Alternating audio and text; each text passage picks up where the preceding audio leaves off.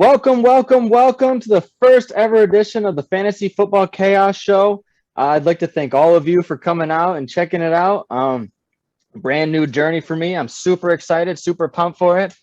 There's really nobody I'd rather take this journey with and to start and kick it off with than my man right here, the myth, the legend, Ralph Martinez himself. How are you, buddy?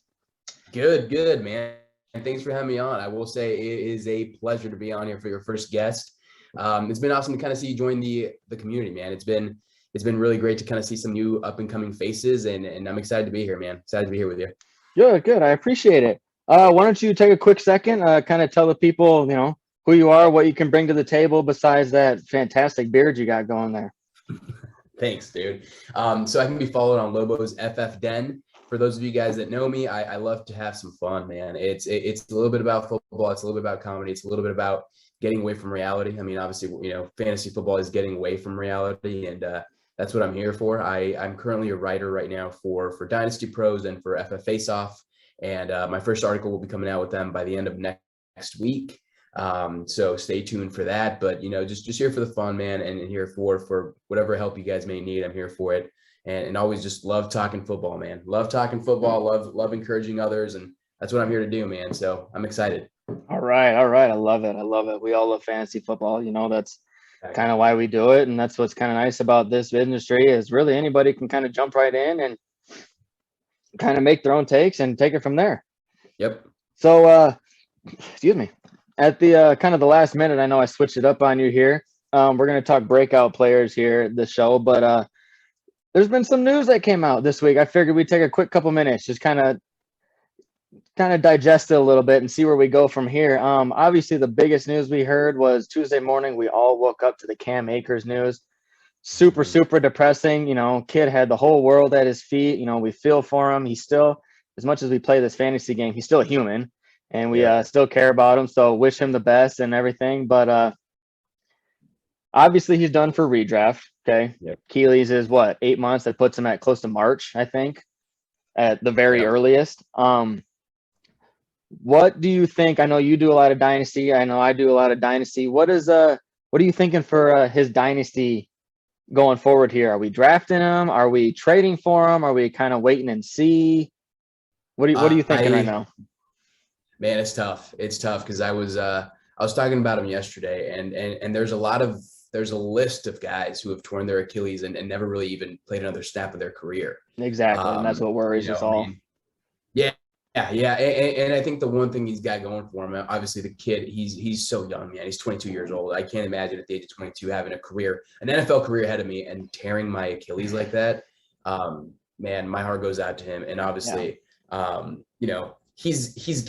we've seen guys come back from injuries. The way technology in our medical field is now, I hope he can come back and kind of, change the perception of what it looks like when a player tears their Achilles. Because you look at players like Crowell, Marlon Mack, we haven't seen. He's coming back this year, and I think seeing how Marlon Mack recovers will be huge for Cam Akers. And Marlon Mack is 4 years older than him. So if Marlon Mack can come back and have some sort of impact in Indy, I'm hoping that Cam Akers can come back strong, man. If I'm in Dynasty and if I'm in a Cam Akers owner, if I can afford it, I'm holding.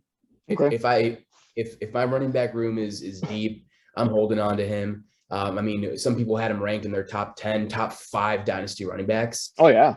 You don't just give up on a guy like that. Obviously, yeah. So, me included. I was all in on him. That's why it's such a heartbreak, is because he really did.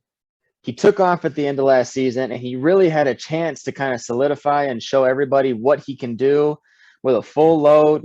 They were obviously going to give him some time off. Darrell Henderson and everything is still there, but he really, it was his backfield, and it's real unfortunate that we're here right now. Yeah. I will say, the Rams don't have a first round pick till like the year 2030. So because they gave it to the Lions. That's why. Yeah. Yeah. So they're hoping for some sort of turnaround from him. And like I said, I hope so, man. Because he's a talented kid. I'm hoping for the best. I think for for this year in that Rams offense, I also think, I mean, for Stafford, he's never really had a running back to lean on. So I think it's not unfamiliar territory for him, with the Rams, but it would have been nice to see him have a real running back. And that's not a knock on Darrell Henderson or any of those guys in LA. It's not the same though. Yeah. They're not Cam Akers. They're not. No, Henderson will be fine. I don't think they'll give him the full load. They have that kid that they just drafted this year, Xavier. Is that his name? Xavier Jones. Xavier Jones. Yes, they have him, and they got Funk back there, and so he'll get a couple spells. But I mean, this kind of also turns into Henderson's time to. He kind of lost the job last season. Yeah, and we weren't fully sure why, but this will be kind of his chance now to step up and say it should have been my job all along. So, yeah, to put a little silver lining on it. Yeah. I mean, it's Henderson's shot to kind of just be like a Mike Davis type back, to solidify himself as that. Mike Davis can go to any team and be a solid RB2 and just carry the team. He's not going to be that elite back, but he'll get the job done. And he's got the chance to prove that. I will say, I think the Rams will go out and get another veteran running back. I mean, their team is in a position to win now, and even Cam Akers puts them in a deficit at that running back position. So I wouldn't be surprised if a guy like Duke Johnson signs with them. I mean, Duke is that pass catching back. I could see Duke fitting that offense. I could also see Le'Veon Bell fitting that offense. I think he'd be a little better. Yep. So, I mean, they have a shot. We'll see what they do with it. The other news that we heard, which kind of just blows your mind when you think about it, we were kind of talking about this before the show, is just if we weren't sure that Tom Brady was the GOAT before now, like we found out he tore his MCL back when he played in New England. It wasn't like it happened. He tore it. It was kind of giving him some fits, whatever, apparently, and played the whole season, took his team to the Super Bowl for the first time that he played with them. And then we find out that, he had a torn MCL whole season. And it's the same knee he tore that ACL on also. Yep. So he crushed everybody with 1.5 knees like it was nothing. 40 touchdowns, 4,600 yards? Yeah. Unbelievable. Yeah. Unbelievable. I will say there's me included. When he went to Tampa, I was just like, man, I mean, how much does he really have left? He's got to learn a new offense. He's got to get familiar with his receivers. And I didn't think he had it. And he went there and not did that much. And I just I am done doubting him, dude. You can't. The GOAT, I can't doubt him. I can't fight it. It is what it is. It's whatever. Nope. Winning Super Bowl. I mean, he turns 44 in 3 weeks? Something like that? Yeah, that's unbelievable. Unbelievable. And it's almost disgusting when you think about it. Like, it's just unfair for everybody else, these other, these young kids, they just don't have a shot. No. And you look at kids who are 20 years younger than him and can't compete at his level. It's unbelievable. So yeah, it's just that was one of those things where, I mean, he just I can't even put it into words, to be honest. It blew my mind when I heard that. I had no idea what to say. I had no idea what was happening, if this was real life. I couldn't believe it. And he just all nonchalant about it. It's like, I tore my MCL. We're good to go, Dono. Yeah. Like, okay. It's cool. Yeah, no big deal. Like you put a Band-Aid on it. He's good to go. Yep. Okay. Well, good. So, those are the pretty unfortunate and wild stat lines or news that we took up over the last week or so. So, getting into our show, we were going to talk about some breakout players that are a little off the norm. We're not talking about the Saquons. We're not talking about the Zekes or the Prescotts or anything like that. Some players that are poised for a huge breakout.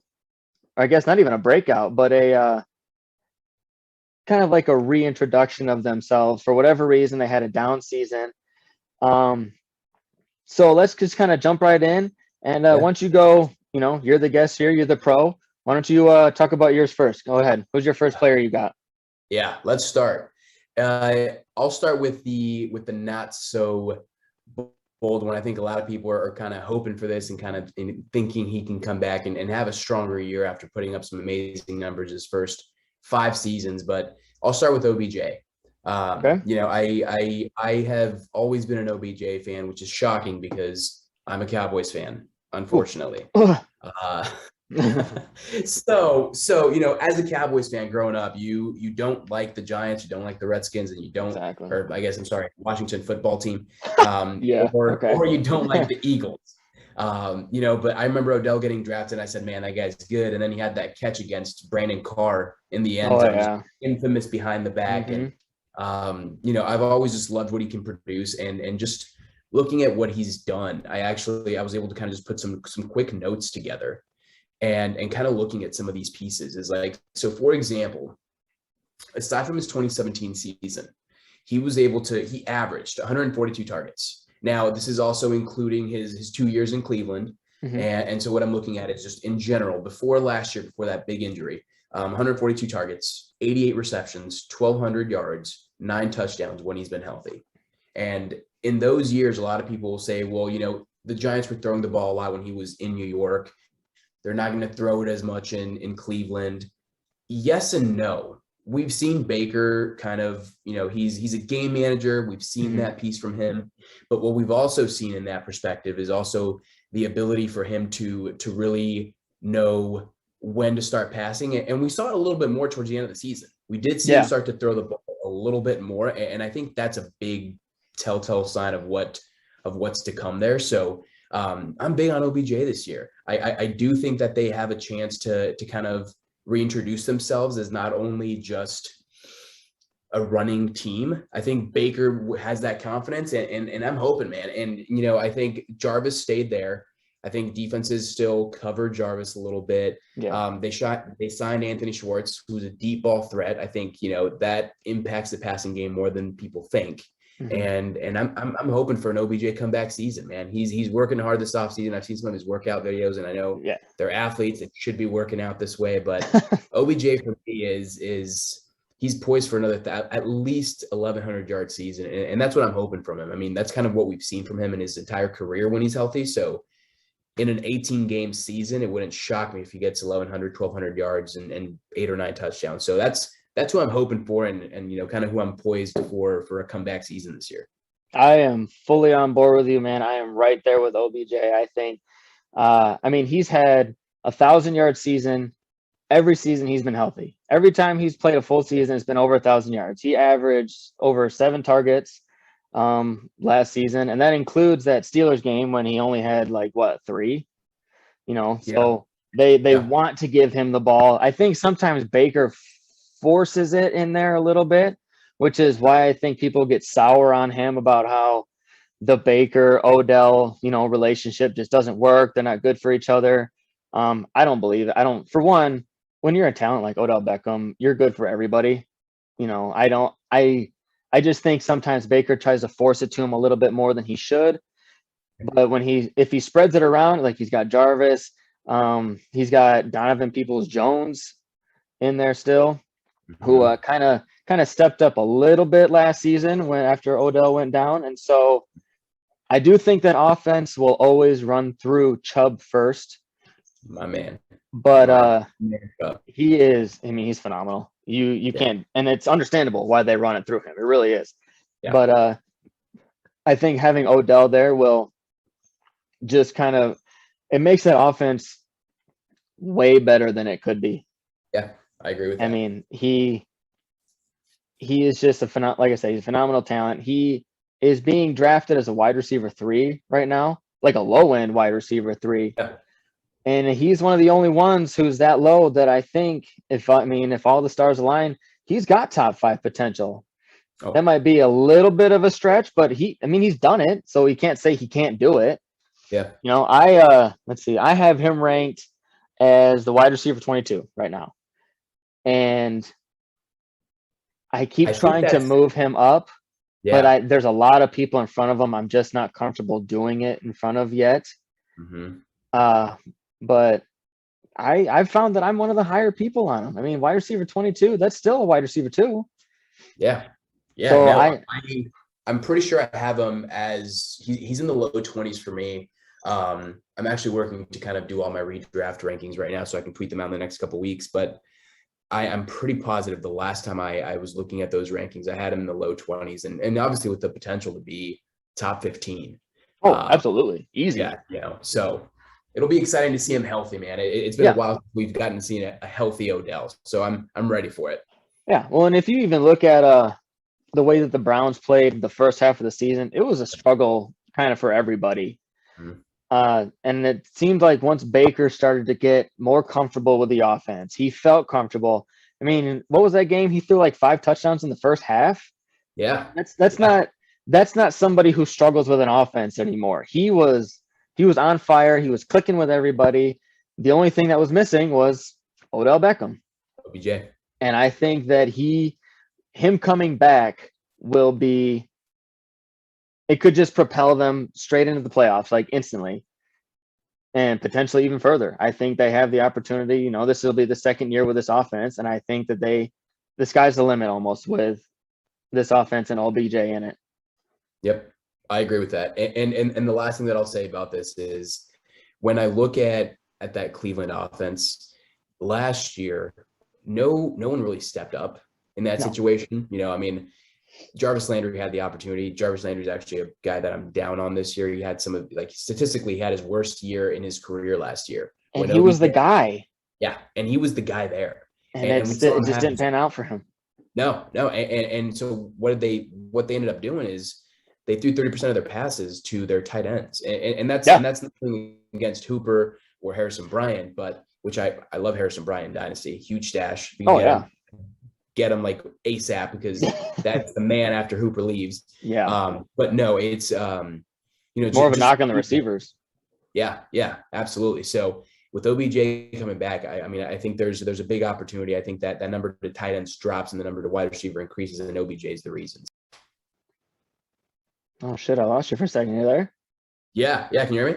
Yeah, I got you. Okay. Sweet. Sorry. What the hell was all of a sudden you were just gone? I can fix that after I tweak with the show and everything. Sweet. But I think also if they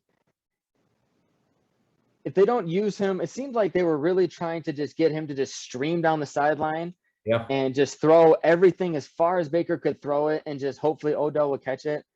I think that was a lot of their problem also. If they give him some routes where he can actually get a little separation and try and get open, even just some posts. I mean, he doesn't have to be running, 2-yard slants. He can run 10, 15-yard, dig routes across the middle. And I think they'd be able to hit him there just fine. He's got pretty good run after the catch ability. So, I mean, give him a chance to get his hands on the ball and give him something to do with it. Yeah. That's where he propelled in with the Giants in New York. Exactly. I mean, his yards after catch abilities, to your point, that's where he gets those yards coming in. So, Eli Manning was never a deep ball guy, really. It was more so just, get it 15 yards down the field, throw that puppy down there, and OBJ would take care of the rest. I mean, it was exactly. Yeah. I mean, you can see that he's got the way he catches that ball and he holds it like a baseball as he's running around, which isn't overly smart, but he's got the hands big enough and he's got the strength to be able to just go over people and under and around. And truly, he's too big of a talent to fail. I guess I'll just put it that way. Yeah, I agree with that. So the next guy that we have, somebody that I came up with, which I don't fully understand why nobody is talking about this guy. I think a lot of it has to do with their quarterback situation being the more dominant headline right now. And so people just don't know what to do. But Michael Thomas, for me, he is somebody who we drafted in 2020 at 102 overall. He was 100 yard in PPR settings. He was 100 points above the wide receiver 2. Yep. And just phenomenal talent. And everybody is so worried about this quarterback situation that league that we're in together, I got him in the 3rd round. Yeah. That's awesome. The 3rd round. I had the number 1 pick in that league, and I picked him up at the end of the 3rd round. Yep. I could not believe it. And so I have seen him drop so far in redrafts and I mean, even in Dynasty, and it's unbelievable because it's one bad season and it's the effect of like people forget stats, man. Oh my gosh. I tweeted about him, I want to say 2 or 3 months ago when I put up some of his stats from the time he was a rookie to up until last year before he got injured. And he was number one across the board in targets, in receptions, in just everything. And so to get him that late, dude, that's a steal. Oh, I was pumped when and to be honest, I knew he'd still be there. But I couldn't pass him up, you know? Yeah. No.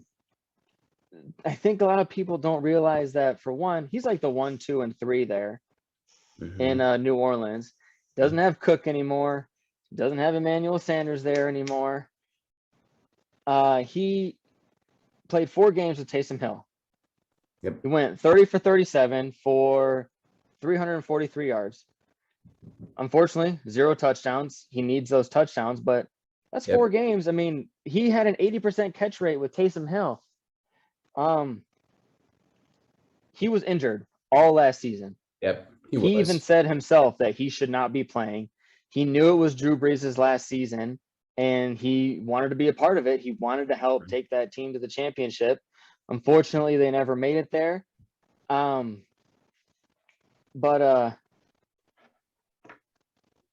sorry, that was my son.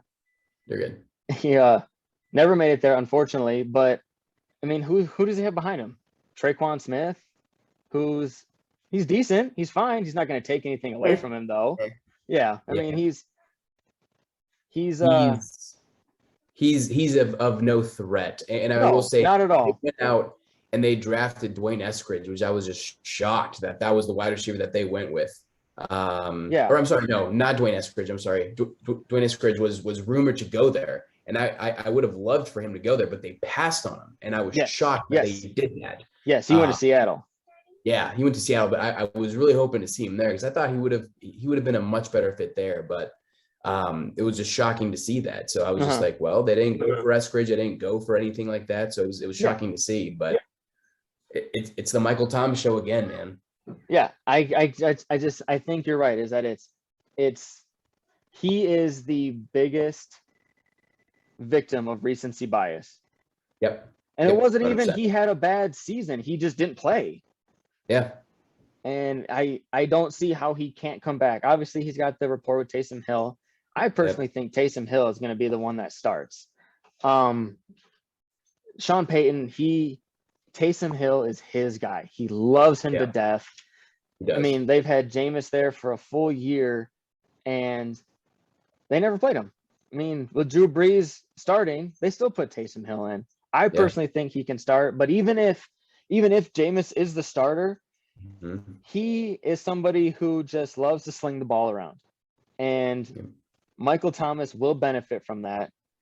They know he's a number 1 wide receiver in New Orleans, so of course they're going to target him. I think Taysom targeted him in the 80 percentile of his first read. It was his first read. He saw Michael Thomas there, and so he slung it to him. The only thing that worries me about Jameis is I'm worried that at any point, this is the problem. At any point, he can throw the ball to anybody on the field and score a touchdown for either team.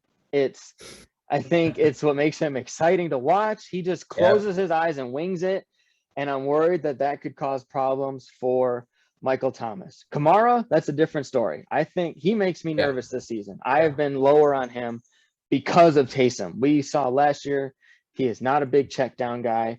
He would much rather run it himself than hand it off to Kamara. Yep. But in terms of Michael Thomas, he has to be the guy. There's nobody else. Yep. I will say I think there's 2 pieces that happened this year, and obviously one is like they never figure out the quarterback situation, and they're back and forth between Jameis and Hill, and you start to see some of those inconsistencies, and that hurts Thomas. Or one of those guys just wins the QB battle. That's the quarterback for the entire year, and we see Michael Thomas come back to top 10, and that's I'm hoping for option B. I'm hoping Michael Thomas can up there. Yeah. I fully believe. I guess I'll put it. I would be more surprised if he didn't bounce back than if he did. Yeah, I agree with that. He's kind of like OBJ. He's just too big to fail. Yeah, I agree with that. It's crazy that we're talking about having a comeback season for these two guys that For Michael 2 Thomas years and ago Odell were like Beckham. undisputed top 10. Oh my God. Yeah, like that's wild. The problem, especially if you look at Michael Thomas, how many people are drafting a wide receiver with their second pick this year? And I can't really think. I want nothing to do with that zero RB strategy, but there's not very many people. I mean, you don't think even the people that are doing zero running back strategies, they're not drafting Michael Thomas. They're going for like Tyreek Hill and Stephon Diggs and those guys, which is fine. Yeah. But he's not even on the radar right now. It's unfathomable for them to draft him that early. I agree. Which is crazy. Bizarre. So, yeah.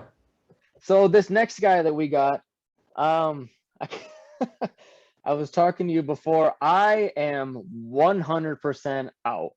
I want nothing to do with him. He does not enter my mind one bit. I draft him as much as I draft Peyton Manning this year. I can't do it this year. I need you to convince me. Show me the error of my ways and let me know where I'm going wrong, because it hurts me to think this about a player, but at the same time, I'm like, I don't give a shit about him. Let me sell you. So I will do my best in the next 5 minutes to kind of talk you through my logic behind it. Okay. So for everybody listening, this is for a guy who has shown MVP levels at a certain point in his career. And when he did this, he did it with the coach who he is with now. So we are talking about Carson Wentz. We're talking about, a lot of the things that we saw from him in Philly when he was with Frank Reich. And I'm going to read you some of the numbers, which I actually wrote an article for Dynasty Pros. And as soon as the trade happened, me and Charlie Fryer, amazing guy, we went through and we started talking about, hey, let's make an article on the pros and cons of this. Who won the trade? Who lost it? And Carson Wentz was one of the winners in this trade. Now, I'm going to read you some facts from Philip Rivers. I'm talking about, like, how old was he? 40, 41, 38? I think he was like 87, whatever he was. He was like one sack away from turning to dust. Just exploding. Yeah. But, dude. So, Philip Rivers in San Diego, in LA, some of the pieces that you see from him. What I think is really interesting. So I'm going to take a step back. Indianapolis, one of the best defensive lines in the game, if not the best. Carson Wentz, best defensive line in Philly. Best defensive one was in 2017 when he almost got that MVP before he went down with the injury. Best line, that O-line in Philly was ranked number 9. Indianapolis for the past 3 years has been ranked in the top 10. Now, in 2020, Philip Rivers was only sacked 28 times. I'm sorry, 19 times. That's the 28th fewest in the NFL. So only 4 quarterbacks were sacked less than him. Now, that's through 16 games. So that's pretty cool. You look at that. Wentz is not going to have the pressure. That line should protect him. Another piece that Wentz never had in Philly was the running back. You're looking at some of the running back pieces that they had. I mean, I think that year that they won the Super Bowl, was it Blunt? I can't think of who the running back was at that time, but they had a running back there, and that was just not a household name. Now he's got Jonathan Taylor. That Super Bowl season? Yeah. That was when they had Jay Ajayi.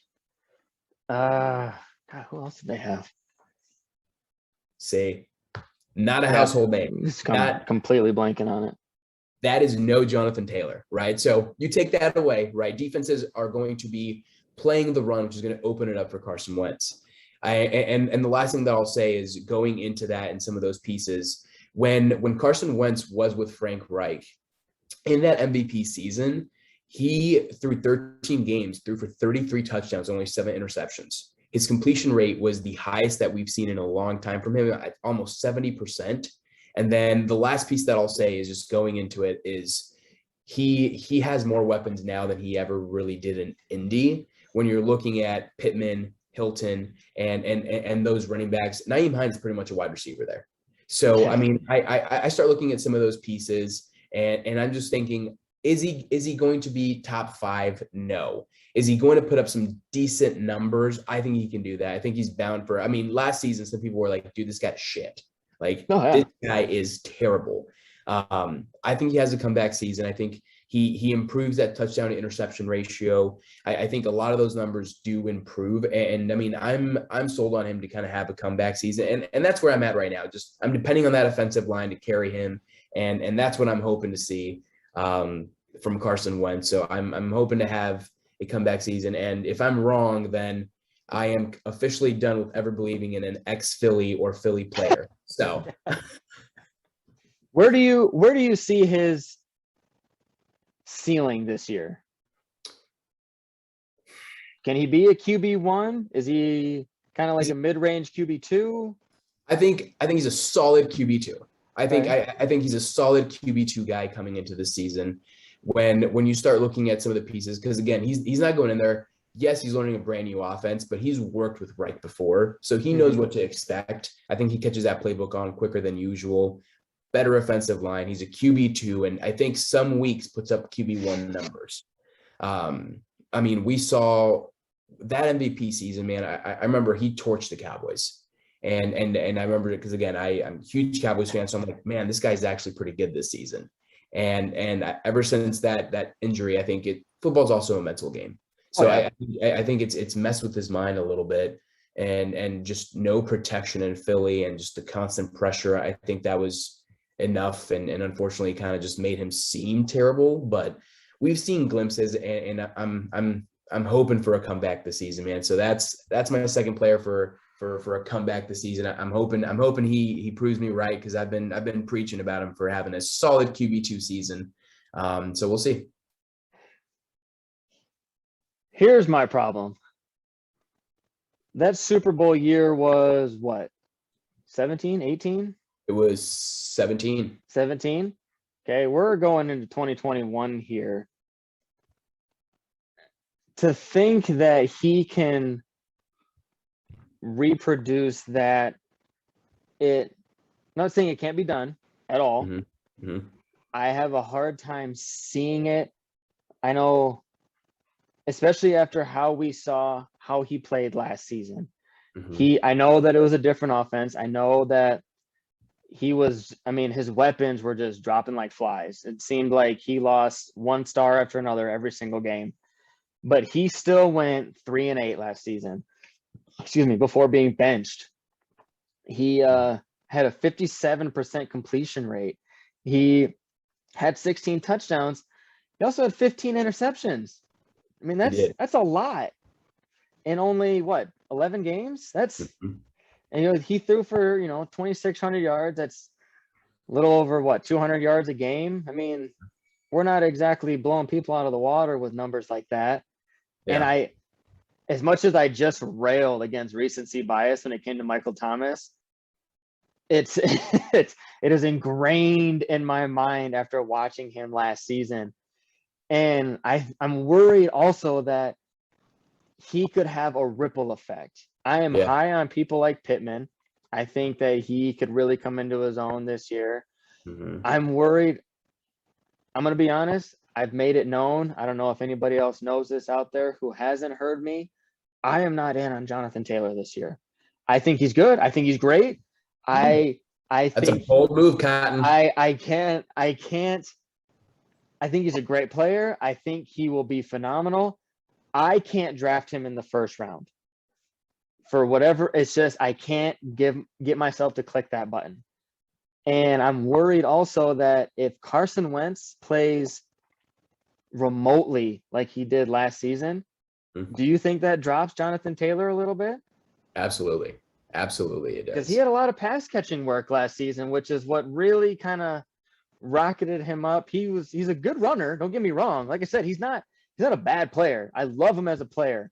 I'm not as high on him as other people, and I'm worried that the Carson Wentz thing, as low as I am on him, will have a ripple effect through that entire offense, especially stars like Jonathan Taylor, who everybody is so high on.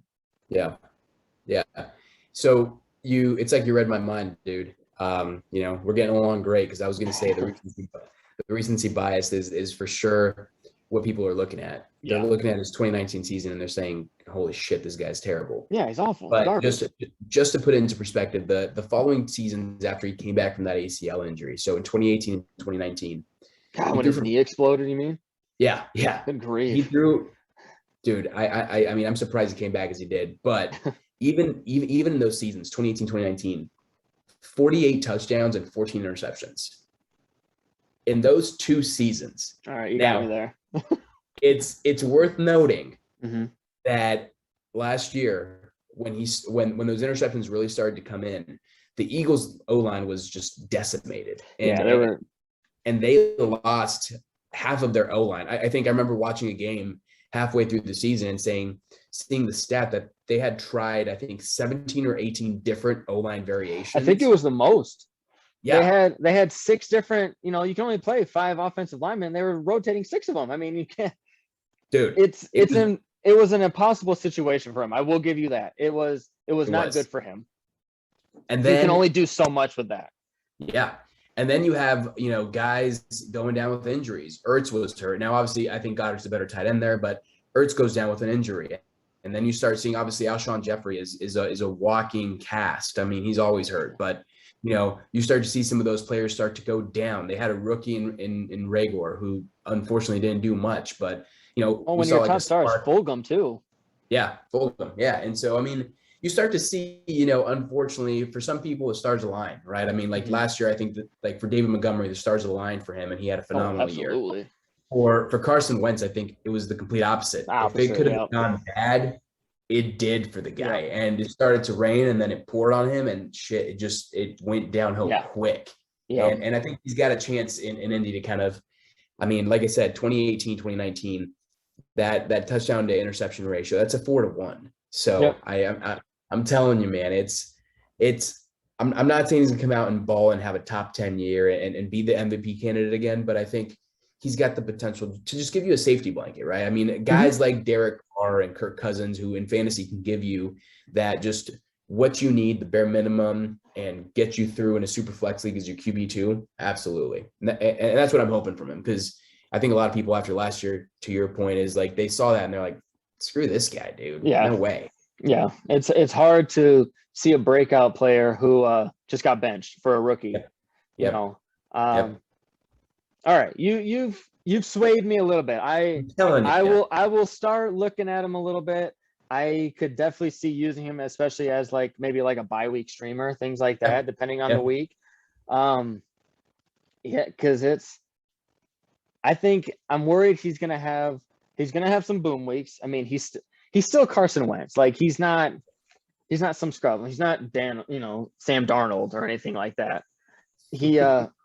But I think he'll give you some bust weeks also.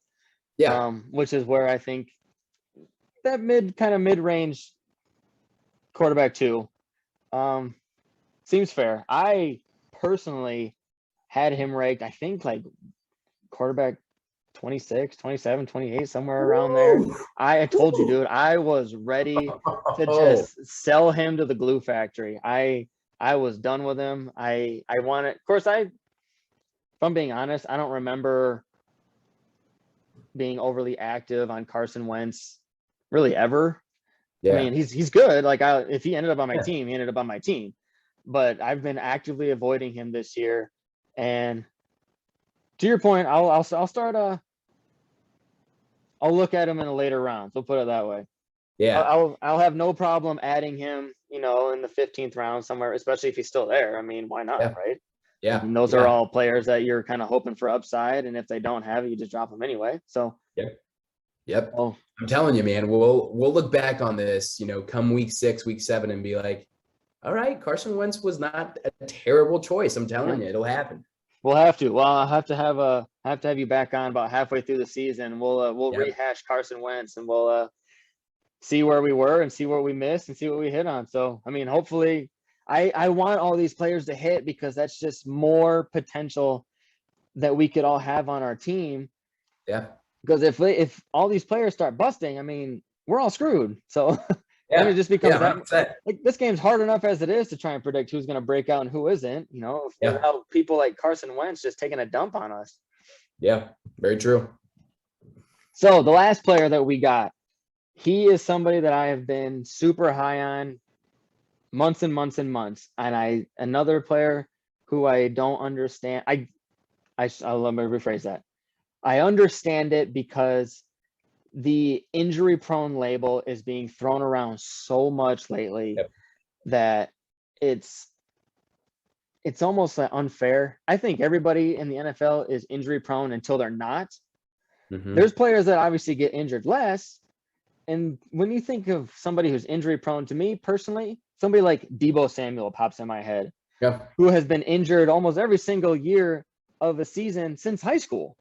Yeah. So that's who I think of. But Chris Carson, he just inked a 2-year deal. So they obviously love him. The coach speak that came out was that they want to run more. They want this offense to kind of run through the ground more, which kind of makes sense. I mean, if you got somebody like Chris Carson and Russell Wilson, I mean, he still has some legs on him. Yep. He was the RB8 through the first 6 weeks of the season last year. And I think, again, people forget that.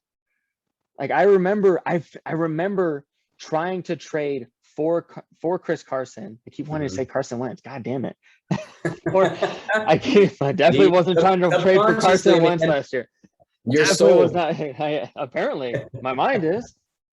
He averages 15 plus points per game. He can catch the ball in the backfield. They have Rashad Penny there. He had ACL surgery, and then they just had to go back in and clean his knee up. So I think the competition there just gets diminished more. He played 12 games last season and had 36 receptions, which is the most he's ever had. So they're obviously trying to get him involved more than just in the running game also. What are your thoughts on Chris Carson? Am I off the mark here? Am I being crazy? No, I love Chris Carson. I actually just I gave David Kluge a bunch of kudos on some of his Chris Carson stuff, and I think also just looking at even his ADP right now is just unbelievable. It's crazy.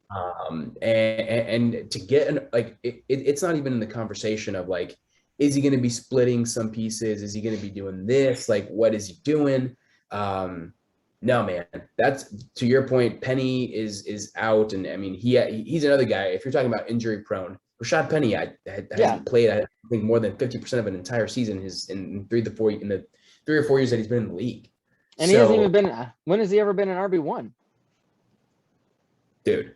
So he's been playing 50% of the season as a backup. Like, it's unbelievable to me. I'm trying to find, I saw here, I was on Fantasy Pros earlier looking at Chris Carson's ADP because it was just shocking to me. I think he's like RB17, something like that. Yeah. Somewhere around there. He's got to be 19. Whoa. So you start to look at that. Yeah. You start to look at that. It's like, wait, what in the moment? And then same thing with Jake. Dynasty Jake, he tweeted something out about like an all pro, like, best value. And I gave him another big shout out and respect on that because I look at that piece and I'm like, dude, Chris Carson in his current ADP, that's an RB1. Yeah. When you're looking in that piece of the draft, you're seeing guys, I mean, in the RB20 range, you're seeing guys who maybe hit or miss, maybe guys that don't produce efficiently every single week. And you know what you're getting from Carson. So it's wild to me, but no, I completely agree with you. I think Chris Carson is a smash this year. And I think, we saw what Russell tends to do every single year. And Russell's an elite QB. He's phenomenal. Yeah. He starts hot and then he kind of starts to slow down a little bit. And, you kind of just see him fall off and it's just so bizarre. But I think if they just maintain the consistency of just the ground and pound and then the passing, I mean, it's exciting to see them. But I think Chris Carson is a beast, dude. So I'm right there with you. Yeah, it's truly, I think I have him ranked around, I think I have him just outside the running backs ones, like 13, 14, somewhere around there. And that's just kind of the like initially, like, because yeah, I don't like taking injury into account. But you do a little bit with some of these guys. But even when he's injured, I mean, he finished inside the top 20, playing 12 games last season. Yeah. Obviously, he can catch. Obviously, he can run. They obviously love him to death. I mean, they just re-signed him even after him being injury prone.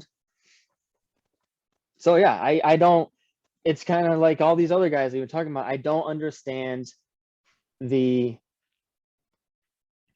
bias against him.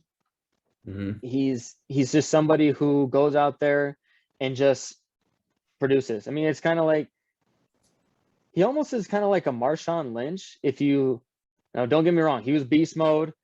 That's a really high bar to reach, but he's kind of like that big bruising back that can also kind of juke you out of your shoes and get around you and then just take off for the end zone. And I love watching him play, and I think that people are too off on him, and I hope that everybody who's off on him plays in a league with me. And he looks yoked right now, man. He looks it's huge. That picture of him coming out, I was like, dude, I would not fuck with that guy. No way. That's a big boy, dude. And he's in great shape right now. So I'm like, you know what, dude? Chris Carson, man, all day. Give me Chris Carson. Yeah, the quad pictures were coming out, and Chris Carson was like, you know what? Let me just take my shirt off and I'll show everything. And that's the running back I want on my team. I can tell you that. Yep. 100%. Those guys they're monsters. So those were fantastic. I loved it. I love some of these guys that are kind of off the radar that shouldn't, to be honest, they shouldn't be. These should be on everybody's radar, especially, I mean, like we said, we were talking about Chris Carson. I mean, RB 20, 19, that's like what, 5th round, 6th round? Yeah, that's somewhere around there, because people are going to start taking wide receivers in the 3rd, 4th, and 5th round, at least. Yeah. If he drops to the 6th and 7th round, I'll take that all day long. Yeah. Oh, for sure. If he drops to the 5th round, I'll take it all day long. It's a no-brainer, dude. I'm excited. And obviously, like we mentioned, I mean, Seattle in the past has always just also been a run-heavy team. I mean, up until last year, Nuts was throwing it so much, but they still ran, though. They still ran enough for him to be the RB8. Yep. And that was still when Russ was cooking out there. Yeah. 100%. It's crazy. Fantastic. I loved it. That was great back and forth. I love that we're on board with most of those people. I'm telling you, man. If week 1 Carson Wentz comes out and has a shit game, I don't want to hear it. I'm gonna be blowing you up. You got to give him at least 3 to 4 games. I'll give him a couple weeks. Then you have to, especially he's coming. You know, if it was the same team, that's one new team, new system, and everything. I mean, he knows Frank Reich, but it's still not the system he played in last season. So you give him a couple weeks, get him acclimated, kind of get ready, let everybody get their feet underneath of him. If we get halfway through the season and he's 2-6, we're gonna have problems. Oh, especially if I drafted him because you can absolutely clown on me for that. I'm gonna come down and egg your house. You can clown on me all you want, dude. I try not to, because I make stupid takes out there too, and I know people are gonna save them and track me down later. Like, hey, you're stupid. You thought this guy? What? All right, so starting to get things wrapped up. I got a little rapid fire questions here for you. Number one, the thing that's kind of, now that we've gotten some of these things settled up, going into the training camp, will Aaron Rodgers play? Yes. Will he show up? He will.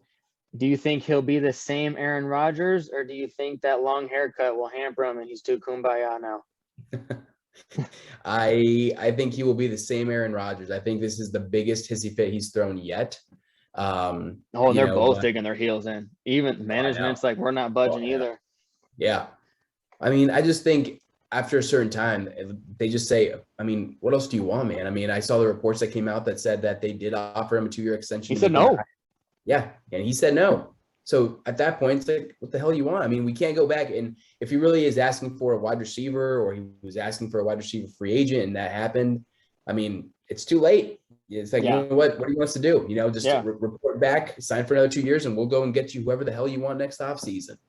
But I will say, kind of his big thing is they had never taken his thoughts into consideration. Yeah, I mean, I was going to say, I will say that I thought it was ridiculous that they didn't go out, and I mean, I thought round 1 we were going to see them draft a wide receiver, and I said, okay, that's interesting. Round 2, some amazing receivers on the board. Mm-hmm. They passed. Round 3, they passed. I'm like, what the hell are they doing? Now, same thing they do every year. Yeah, which is bizarre. Yeah, and Amari Rodgers is a good wide receiver. I think he'll be okay. Yeah, he'll add some dynamic to that team. But I mean, it's not. I thought they were going for Terrace Marshall in the 3rd. Oh my gosh, when you said that, I thought so too. I thought that was prime for him. They had it. I thought they could get him, especially in the 3rd round. Yep. I think that he might have taken a year to kind of get acclimated, but I think he could have been huge for him. Passed on him too.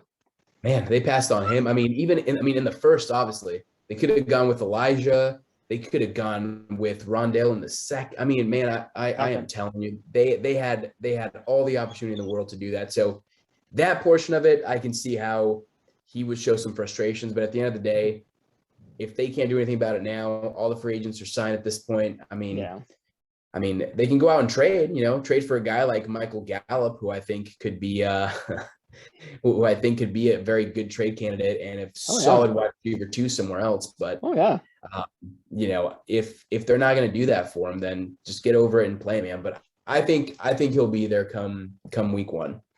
I'm on board with you. I've never been of the Aaron Rodgers is going to retire or won't play camp. Mm-hmm. I've always thought it just doesn't work that way. For one, these guys, he wants to play. He's competitive. He's an athlete. He wants to be there. He wants to play. He doesn't want to play for them. Yeah, is kind of what it comes down to. Is it worth him playing for an organization that he hates? Mm-hmm. To just simply come back and play. And I don't see them dealing him unless they really get something for him.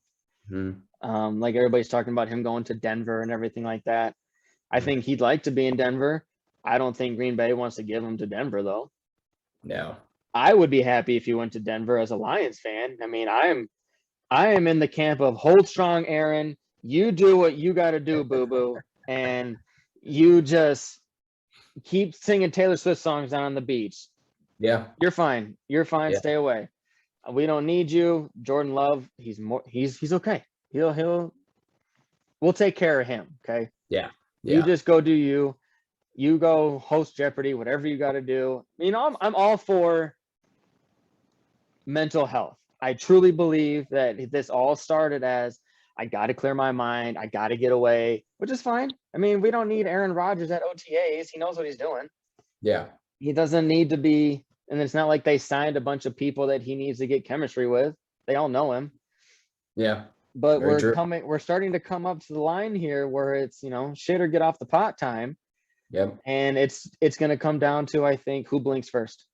Yeah. And I think he will. I think he I do too. He's going to come down to it, and it's not going to be pretty, and obviously there's going to be a bunch of rumors throughout the season. And what'll make it really interesting is if they go out and, make it far in the playoffs again, and he's able to somehow win a Super Bowl throughout all this. That would be bizarre. So that'd be crazy. Yeah. I mean, just, and that if he did that, it would just be to shut everybody up and prove the haters wrong and all this. 100%. It would 100% be a big middle finger to everybody if he were to go out and do that. Yep, 100%. Next one I got is football movies. Who is I think it was Adam Pfeiffer posted this, and I thought it was a very good question. Who is your favorite football movie character? I mean, are we talking Shane Falco? Are we talking Bobby Boucher, who's my favorite, by the way. Are we, Yeah. who you got? So you touch up on Shane Falco, which is probably the replacement is probably one of my all-time favorite movies to begin with. Great movie. But I will say there's a movie in particular that if I'm talking player, it's absolutely it's Shane Falco. Shane Falco could take my team to victory. I actually tweeted something out probably about 2 or 3 months ago where I just said, like, who are we if it comes down to it and you're starting a franchise, which of these guys are you starting your franchise with? And it was Shane Falco. It was Sunshine from the Remember the Titans. Remember the Titans. Yep. And so I think a lot of people were leaning towards Shane Falco, dude. And absolutely. I mean, I would go Shane Falco all day, every day. Yeah. So that's that piece. But I will say, from a coaching perspective, my favorite football character in general is Danny O'Shea. From the Little Giants. Good for you. The GOAT coach. A lot of these kids nowadays don't know who that movie is, but we'll give them a pass on it. Yeah, they have no idea who Danny O'Shea is. So that guy was able to lead a team of pretty much nobodies and replacements and beat the Dallas Cowboys, beat his brother, and all it takes is one time. Yep. And he is my GOAT of football characters in movies. So, but I would say player-wise, Shane Falco all day. Beautiful. I need somebody out there to run that annexation of Puerto Rico play here one of these times. Dude, just to see if it'd work. Why not? Maybe if Aaron Rodgers comes back, he can run it. He doesn't give a shit about anything anymore anyway. So yeah, he'll run it. Why not? Yeah, why not, right? I mean, you got Devontae Adams. Last one I got. I heard that Travis Kelce, I don't know if you heard this, is correcting people on how to pronounce his name. I did hear that. It is not Kelsey, it's Kels. Now, you'd think that by now he would know how to pronounce his name correctly. It's obviously Kelsey. We're not wrong. His brother responds to Kelsey. I think his brother's pretty indifferent on it anyway. He's like, I don't care. You guys call me whatever you want. Yep. We know he's a character. We'll put it that way. Mm-hmm. Are we believing him when he says that? Are we waiting for everybody to get on board and then he's like, gotcha? I think it's a perfect example of social media playing just such an impact in society these days that I don't believe him at all. I'm sticking with Kelsey. We the people are correct with Kelsey. We the people. You are right about that. He has not corrected us in the past. What is he, 7-8 years in as a veteran? 7 years, I think. He has never corrected us, and it's got to be Kelsey. And to your point, his brothers have never said anything about it. It is absolutely Kelsey. He's trying to see what people react to, and I'm sticking to my guns with Kelsey. It's like when everybody came out with, we called him Troy Polamalu, but he says Polamalu, and you just kind of look at these guys and you're like, do you expect, these guys to know their own name? Like, no, I know their name. I've been calling him Polamalu for 20 years. He should know his name. I know his name. Yep. It's Polamalu. No doubt about it. It's Kelsey. Yeah. It's Kamara. I don't care what anyone says. Oh my gosh. That's I forgot about that one. So, oh my gosh. People just get all worked up about each other. Yep.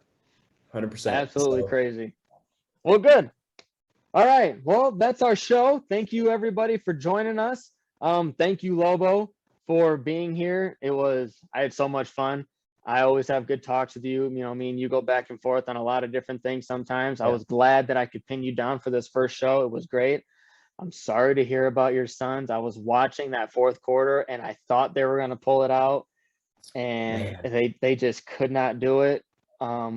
They had it. They really, really had it. And then they just decided we're going to run out of steam the last 4 games of the finals. So, it shocked me that they were able to just glide through, and then they won 2, and it looked like it was over after game Oh 2. man, they blew through those first 2 games. They're on fire. And it shocks me. I mean, and I will say certain parts of it, I think Monty's one of the best coaches in the league, but he was out coached in certain games, and especially this last game. I mean, Curtis Payne was just unbelievable, and he wasn't able to put him in there at any point in time in the fourth quarter. And I mean, yeah, it's nuts. It's they've got a young team. I mean, between Ayton, Booker, Bridges, I mean, they've got a lot of young guys on that roster. It'll be exciting to watch them for the next few years. Cool. I think Chris Paul deserves a championship. I feel bad for him. I hope so. He's one of the guys out there that I think he's one of those guys who has never won one, but deserves to have at least 4. Yep. But, I agree. So yeah, hopefully we help raise these guys ADP a little bit. Everybody kind of listening to our show. Why don't you go ahead, kind of remind everybody, where they can find you, and you got anything kind of coming up here soon? I know you were talking about you got some spots coming up here. Well, what do you got going?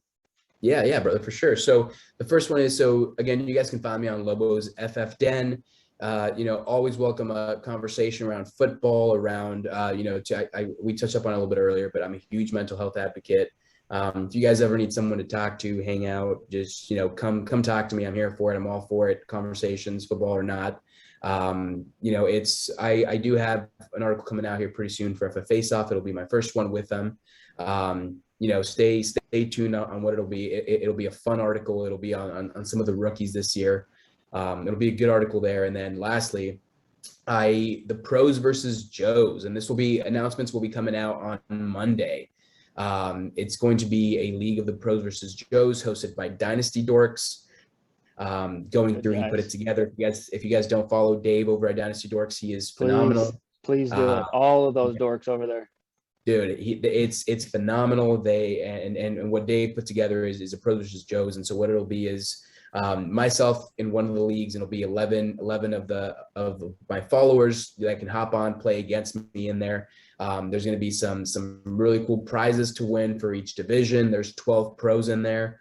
It'll be a blast. The communication will go out on Monday on how to join, and I just encourage everyone to try and get in, man. It'll be a blast. So awesome. I love it. I know you're super active out there.